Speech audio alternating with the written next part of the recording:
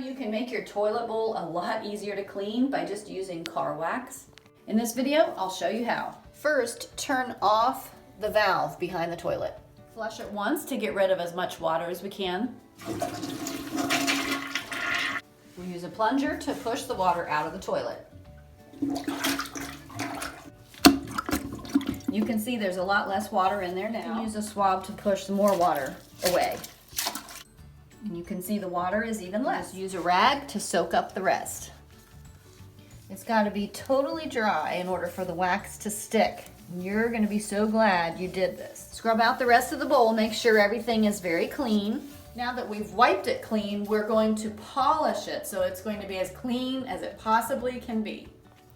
You can use polishing compound if you want, but actually toothpaste works really well. We'll scrub on this stain. You can see it's already started to lighten.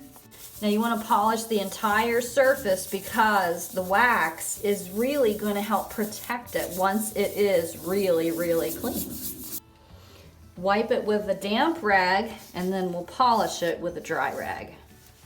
And buff it with a dry rag until it shines. Now that everything is clean and dry, we'll start putting the wax on. Put a little wax on the dry cloth. Just like a car, we're going to put a little wax on and let it dry. Be sure and rub the surfaces as far down and as far in as you can. And up underneath this ridge too. This is where a lot of the calcium buildup happens. We're using this hairdryer to make sure the first layer of wax is hardened before adding the second layer. Polish in between each layer with a dry rag, and we usually do about 3 coats. Here's the third coat.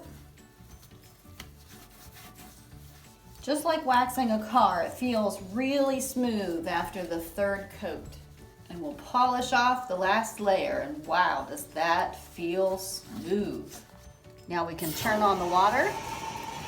We fill up the bowl with water by flushing it now. Now you can see the water just beads up as it comes down the sides.